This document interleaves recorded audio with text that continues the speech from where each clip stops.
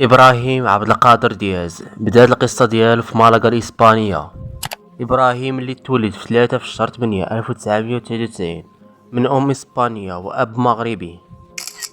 الأب ديالو اللي تزاد في إسبانيا وكان بائع سمك، واللي ما كانش عارف أن الابن ديالو إبراهيم غيكون لاعب كرة قدم عالمي وموهبة اللي غتهضر عليها مدينة مالاغا لسنوات، بحيث إبراهيم بدأ ممارسة كرة القدم في شوارع المدينة قبل ما يسجلوا والديه في أكاديمية مالاغا.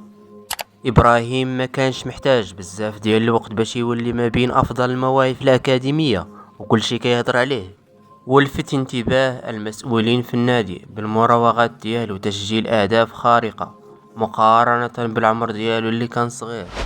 وكل شي كان كيقول عليه في ذاك الوقت باللي نادي مالاغا عندهم ميسي ديالهم في الأكاديمية. إبراهيم من بعد ما لعب جميع الفئات نادي مالاغا غيجذب أنظار بزاف الفرق الأوروبية، ولكن في الأخر غيختار فريق مان سيتي في سنة 2013 مقابل 350 ألف دولار في عمر ديال 14 سنة. هاد الخطوة اللي ما كانت ناجحة بتاتا في المسار ديالو، حيت كان كيلعب غا مع الفتيان ديال مان سيتي واللي ما واخدش الفرصة ديالو كاملة، حيت استدعاه المدرب واحد المرة للفريق الأول، لكن حصل معاهم على لقب الدوري الإنجليزي في سنة 2017.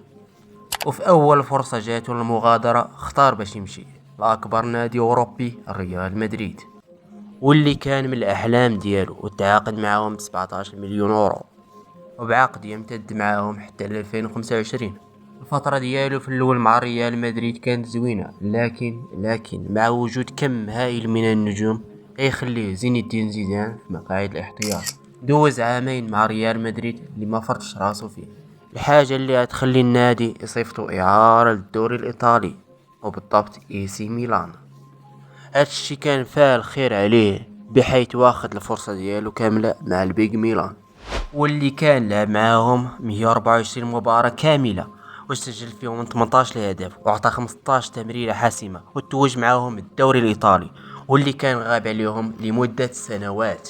إبراهيم دياز لاعب سريع، والموهبة ديالو خلاتو يرجع لريال مدريد بعد موسم خرافي في اي سي ميلان، وحاليا كيلعب رسمي في اغلب المباريات مع ريال مدريد. خلاصة القول، هاد السيد ربح لينا في المنتخب بلا نقاش، واخا كان في الاول باغي يلعب المنتخب الاسباني، ولكن هاد الشي ما منعش الجامعة المغربية تكسبو وتجيبو لصفها.